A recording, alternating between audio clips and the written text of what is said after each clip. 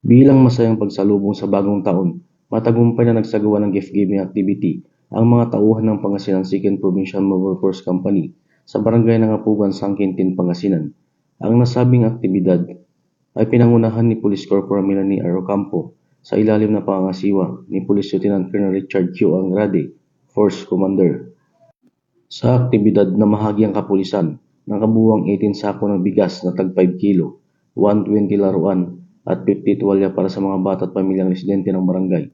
Ang simpleng pamamahagi ay nagdulot ng ngiti, saya at pag-asa sa mga benepisyaryo, lalo na sa mga kabataan na masayang tumanggap ng kanilang mga regalo. Ipinakita ng aktibidad na ito ang patuloy na malasakit ng Pangasinan 2nd Provincial Mobile Force Company sa komunidad at ang kanilang dedikasyon sa serbisyong may puso at malasakit.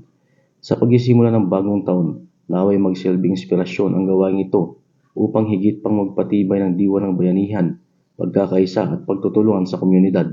Mula dito sa Picadillo, Ilocos Region, ako po ang inyong Police News Network Correspondent, Patrolman Dennis Carenal, alagad ng batas, tagataguyod ng Balitang Pulis.